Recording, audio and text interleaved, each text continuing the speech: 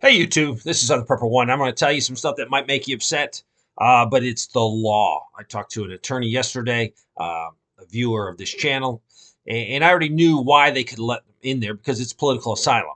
But we had a great conversation. He's a history buff, and because of federal law, anyone that steps into the jurisdiction of the United States can ask for political asylum, and then you are immediately asked, why are you going to do political asylum? What is the reason? First of all, if they say, if I stay where I am, I could be tortured, I could be killed, I could be seriously injured, and so I'm asking for political asylum. As soon as this is done, as soon as they ask for it, they are, by federal law, now they have some rights. They have the right of due process.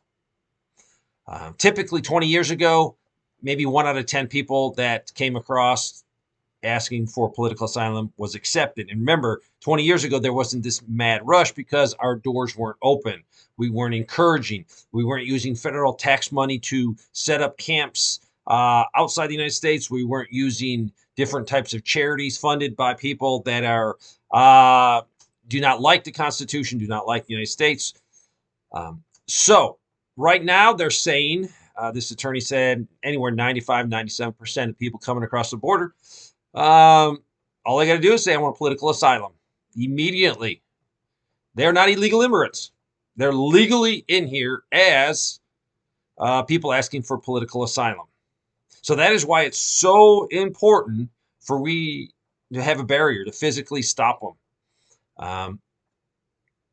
Now, it's very easy for any group that's encouraging them to tell them what to say, and that's what's happening. They're being coached what to say. Don't come across the board and say, well, I'm looking for a job. That will get you kicked out. So there is definitely fraud being committed by individuals to encourage them to come, to give them the information that they need to stay. So the federal government and the Supreme Court recognizes that they have rights as soon as they say we'd like political asylum.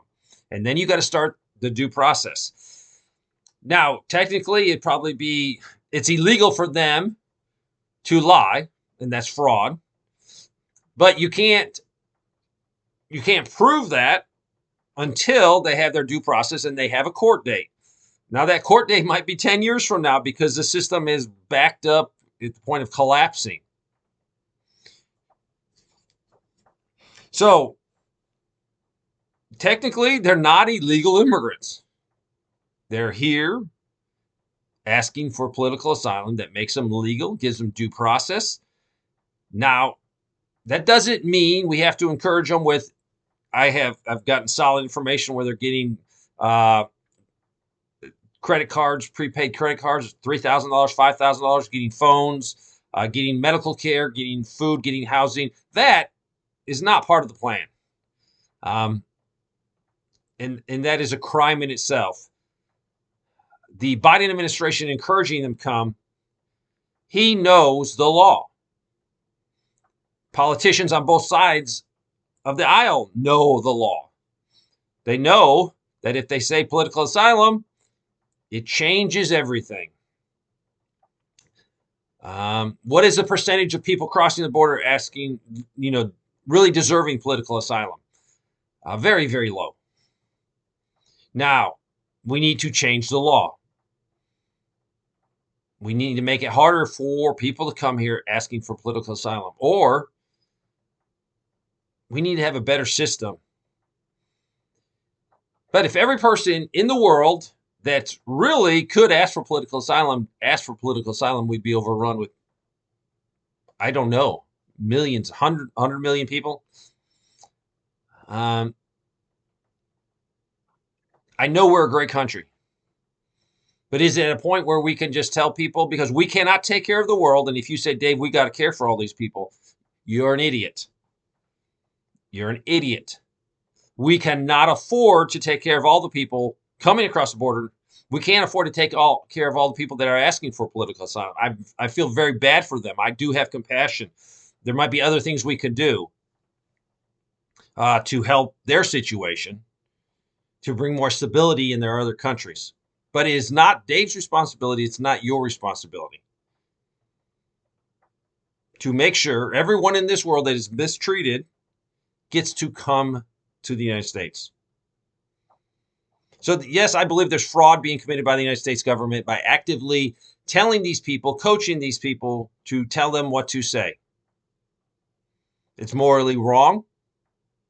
It's morally wrong to take care of them better than you are your own citizens. Now, the Texas governor has sort of said no to the Supreme Court. They're going to continue putting up barbed wire. And there's going to be a showdown. But really what has me concerned is the governor of Texas is known to be more of a New World Order guy. He's not as conservative as you think. Maybe he's seen the light. Or maybe he's been told, hey, you need to stir some trouble up because we need to create a false flag situation. I don't know. So, the Texas National Guard is trying to protect their border. The funny thing is, the governor thinks he controls the National Guard. It's actually paid for by the federal government.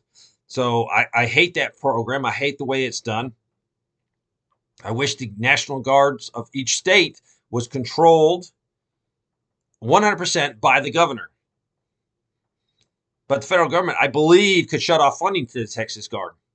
Biden could stand them up and then say, stand down, do not assist in this, or order him to do something else. And that's still going to be a showdown. It's going to be a showdown between this Texas. It's going to be a showdown between the federal government. And that is going to definitely come if the governor of Texas wants to keep pushing it. And hopefully he does. Now, I saw that the governor of Florida has sent his support. I think he's also sent some of his National Guard soldiers. I hope more states say, hey, we're going to send you 300 National Guard guys for a few months. We're going to send you this. We're going to send you that. What do you need, Texas? Because by protecting the border of Texas, it protects the border of South Carolina. If people aren't coming in, and this has nothing to do with me being kind to these people. These people are looking for a better life. But guess what? There's a proper way to come to the country. And to be coaxed to say you want political asylum is fraud. So what's going to happen? Nobody knows. Nobody knows. But this is a shot across the bow from Texas to the federal government. I saw a lot of people say, man, I got to go to Texas and help them. If you're located, and I would call behind enemy lines, if you're in a very liberal area, you don't need to go to Texas. If the problem develops in Texas, you're where you are, and you could probably do more good behind enemy lines than down on the border of Texas. So, next few days will be interesting. But if we had a real border, a real fence, which I would love, and people say, oh, fences don't work. Yes, fences work. If you have the political motivation to protect your fence, to secure your border, fences work perfectly. Layered defenses would keep people from crossing the border, and these would be people coming across illegally. This would be the amount of drugs being imported into the United States. So I'm a firm believer in fences. If you have the political motivation to make it work, they work. So the next few days will be critical. We'll see what Biden does. We'll see what the governor does of Texas. But technically, we need to get our politicians on both sides of the aisle to change the rules, to change the law, to change the federal law. Because when you step across the border and you're in U.S. jurisdiction and you immediately say these key words, I would like political asylum, your due process starts immediately. So I hope you just keep prepping, keep preparing. Thanks for watching.